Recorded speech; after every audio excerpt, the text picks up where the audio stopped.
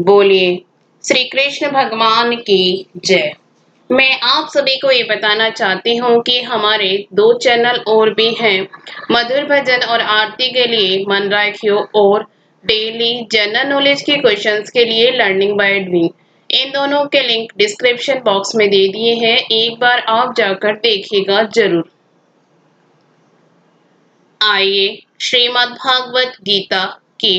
अध्याय 8 का गुणगान करते हैं। अगर आपको अच्छा लगे तो लाइक शेयर सब्सक्राइब जरूर कीजिएगा।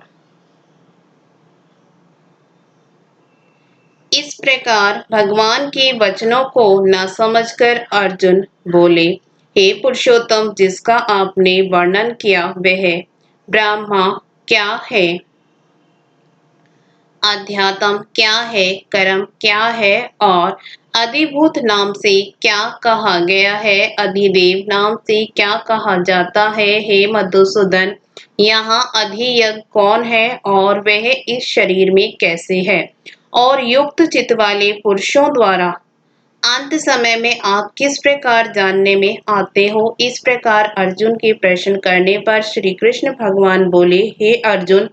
परम अक्षर अर्थात जिसका कभी नाश नहीं हो ऐसा सच्चिदानंद घन परमात्मा तो ब्रह्मा है और अपना स्वरूप अर्थात जीवात्मा अध्यात्म नाम से कहा जाता है तथा भूतों के भाव को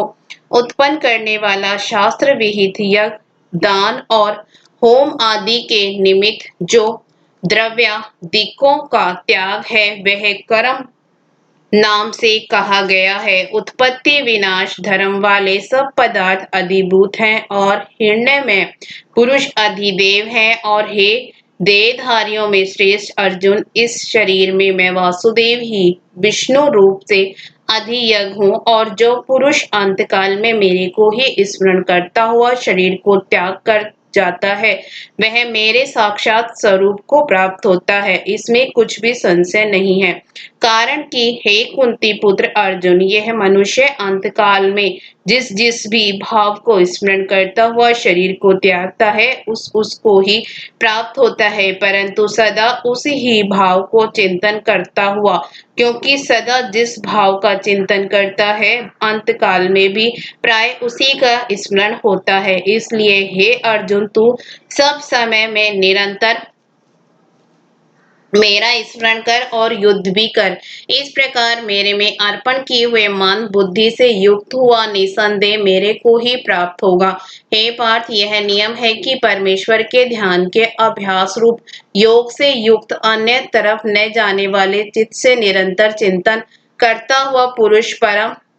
प्रकाश रूप दिव्य पुरुष को अर्थात परमेश्वर को ही प्राप्त होता है। इससे जो पुरुष सर्वज्ञ अनादि सबके नियंता सूक्ष्म से भी अति सूक्ष्म सबके धारण पोषण करने वाले अचिंत्य स्वरूप सूर्य के सदृश नित्य चेतन प्रकाश रूप अविद्या से अति परे शुद्ध सच्चिदानंद घन परमात्मा को स्मरण करता है वह भक्ति युक्त पुरुष अंतकाल में भी योग बल से भ्रकुटी के मध्य में प्राण को अच्छी प्रकार स्थापन करके फिर निश्चल मन से स्मरण करता हुआ उस दिव्य स्वरूप परम पुरुष परमात्मा को ही प्राप्त होता है। हे अर्जुन, वेद के जानने वाले विद्वान जिस सच्चिदानंद घन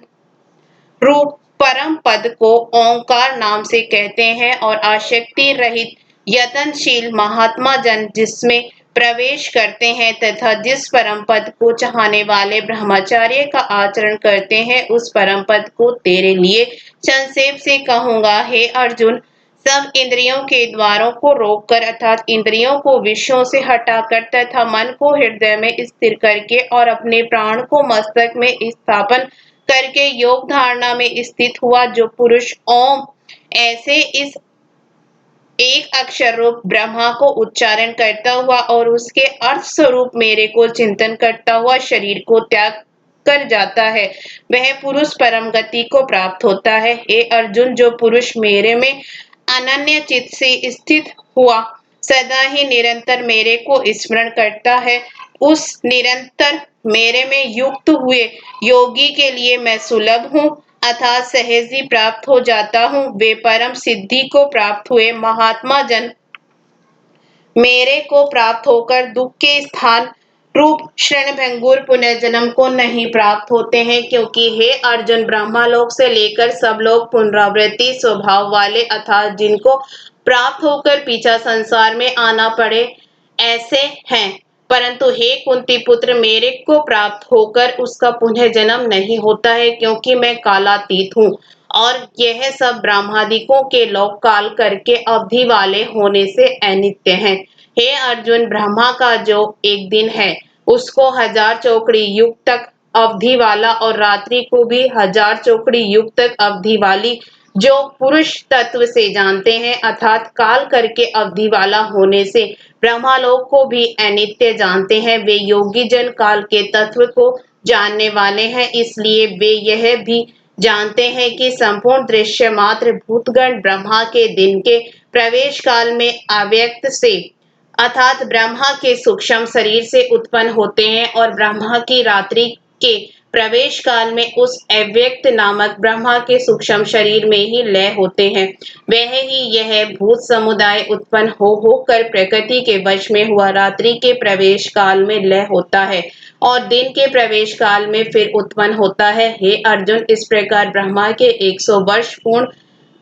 होने से अपने लोक सहित ब्रह्मा भी शांत हो जाता है, परंतु उस अव्यक्त से भी अति परे दूसरा अर्थात विलक्षण जो सनातन अव्यक्त भाव है, वह सच्चिदानंद घन पूर्ण ब्रह्मा परमात्मा सब भूतों के नष्ट होने पर भी नहीं नष्ट होता है। जो वह अव्यक्त अक्षर ऐसे कहा गया है, उसी अक्षर नामक अव्यक्त भाव को परम गति कहते हैं तथा जिस सनातन अव्यक्त भाव को प्राप्त होकर मनुष्य पीछे नहीं आते हैं, वह मेरा परम धाम है। और हे पार्थ, जिस परमात्मा के अंतर्गत सर्वभूत है और जिस सच्चिदानंद घन परमात्मा से यह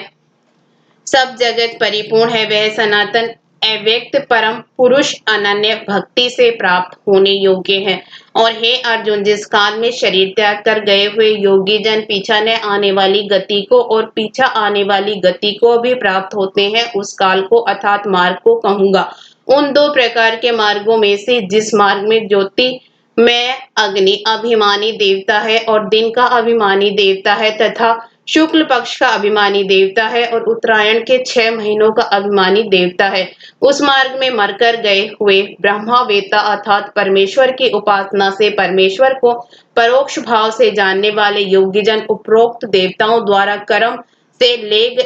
गए हुए ब्रह्मा को प्राप्त हुए हैं। जिस मार्ग में धूमा भी मानी देवता है और रात्रि अभिमानी देवता है तथा कृष्ण पक्ष का अभिमानी देवता है और दक्षिणायन के 6 महीनों का अभिमानी देवता है, उस मार्ग में मरकर गया हुआ से कर्म योगी उपयुक्त देवताओं द्वारा कर्म से ले गया हुआ चंद्रमा की ज्योति को प्राप्त होकर स्वर्ग में अपने शुभ कर्मों का फल भोग कर पीछा आता है। क्योंकि जगत के यह दो प्रकार के शुक्ल और कृष्ण अर्थात देवयान और पितृयान मार्ग सनातन माने गए हैं। इनमें एक के द्वारा गया हुआ पीछा न आने वाली परम गति को प्राप्त होता है और दूसरे द्वारा गया हुआ पीछा आता है अर्थात जन्म मृत्यु को प्राप्त होता है। हे पार्थ, इस प्रकार इन दोनों मार्गों को तत्व से जानता हुआ कोई भी योगी मोहित नहीं होता अर्थात फिर वह निष्काम भाव से ही साधन करता है, कामनाओं में नहीं फंसता। इस कारण हे अर्जुन, तू सब काल में समता बुद्धि रूप योग से युक्त हो अर्थात निरंतर मेरी प्राप्ति के लिए साधन करने वाला हो, क्योंकि योगी पुरुष इस रहस्य को तत्व से जानकर वेदों के पढ़ने में तथा यज्ञ तप और दानादिकों के करने में जो पुण्य फल कहा है उस सब को निसंदेह उल्लंघन कर जाता है और सनातन परम पद को प्राप्त होता है। बोलिए श्री कृष्ण भगवान की जय।